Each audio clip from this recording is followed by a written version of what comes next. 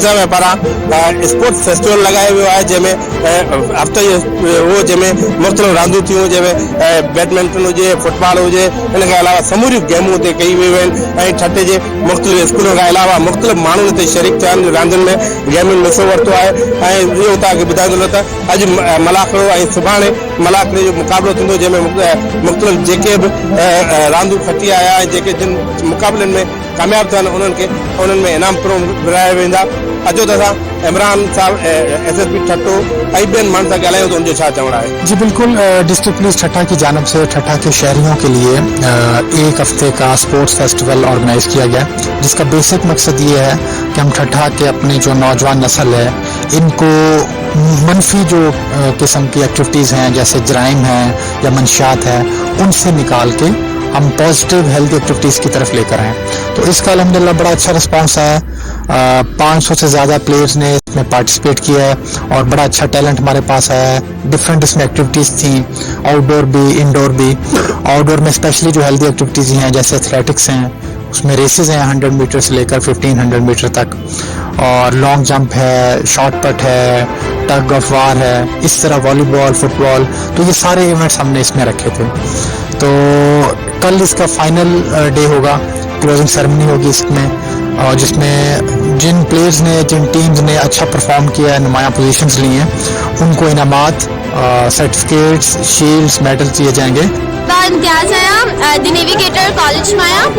मूंखे ही चवणो हो त जेकी हिन तरीक़े जी रांदियूं आहिनि ही ठट्टा जहिड़े शहर में ऐं ख़ासि करे छोकिरियुनि खे अॻियां वधण जो हिकिड़ो सुठो मौक़ो असांखे मिलियो आहे, जंहिंमां मतिलबु अगरि पाण मुख़्तलिफ़ रांदियुनि खे ॾिसी वठूं, जीअं अगरि नाला वठूं बैडमिंटन आहे, फुटबॉल आहे, वॉलीबॉल आहे, टग ऑफ वार आहे ऐं इवन मलाखड़ो आहे जेको असां पहिरीं दफ़ा ॾिठो आहे। ॾिसण में एॾो मज़ो थो अचे। अगरि हिन गेम खे ॾिसण जे लाइ अगरि हिनखे कुॾियो वञे त जेको जंहिंमां इंसानु एॾो तंदुरुस्त थो रहे। पढ़ाई सां गॾु गॾु अगरि हे बि कयूं न ऐं पाण नंढा ॿार अञा पाकिस्तान जे लाइ हिकु रोशन करे था सघूं, पाण पाकिस्तान जो नालो रोशन करे सघूं।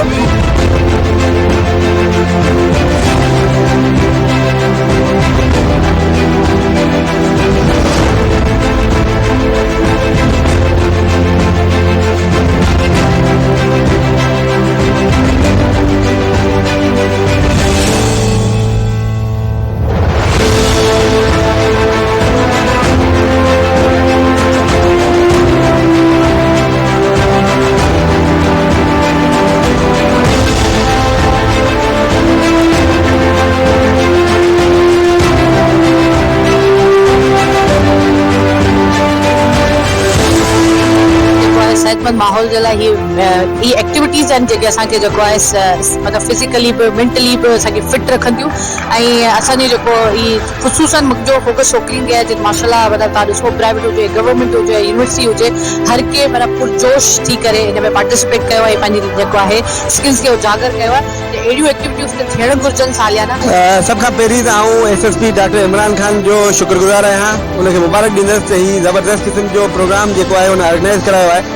इन में स्कूल ऐं आम पब्लिक जा माण्हू जेके उन्हनि पार्टिसिपेट कयो आहे। अहिड़ा प्रोग्राम जेके आहिनि उहे थियणु खपनि, जेके हेल्दी एक्टिविटीज़ आहिनि जेके हिन में जेके प्रोग्राम थियनि पिया। इन्हनि में एथलेटिक्स आहे, एथलेटिक्स में जेको आहे 100 metre race, 200 metre race, 400 metre race, 800 metre race, इहे जेके इहे मुक़ाबिला थिया आहिनि स्कूलनि जा ऐं जनरल माण्हू जिन इन्हनि पार्टिसिपेट कयो आहे। उनखां अलावा table tennis, football, badminton, volleyball, ये जेके ये गेम्स भी थियूं आहिनि। बिस्मिल्लाहिर्रहमानिर्रहीम। असांखे तमामु वॾी ख़ुशी थी, असांजी सिंध जी क़ौमी रांदि मलाखड़ो ASP इमरान खान साहब असांजे हिन ज़िले में मुनक़िद कयो आहे, ज़िले ठठे में, ऐं जंहिंमें असांजे सिंध जे कुल कुछ खां पहलवान आया आहिनि। असांजी ख़ुशनसीबी आहे, ही तारीख़ी गुरू रहियो आहे। 1982 में मुंहिंजे वालिद साहब मरहूम जान मोहम्मद साबरे मल्लेश्वर जो बुनियाद रखियो ऐं उन खां पोइ असांखे अहिड़ा प्रोग्राम अलाह करे अहिड़ा भाला ऑफिसर सदा हयात हुजनि जेके असांजे ज़िले में अहिड़ा प्रोग्राम कराइनि। असांखे वॾी ख़ुशी आहे जो SSP साहब मलाखड़ो करायो आहे, जंहिंमें तमामु सुठी आवाम असांखे इन मलाखड़े वॾी ख़ुशी आहे। पहिरियों पुलिस ऑफिसर जो असांजो मलाखड़ा हज़रत अली मुश्किल को शहर रांदि खां वठी असांजी मलाखड़ो हले पियो।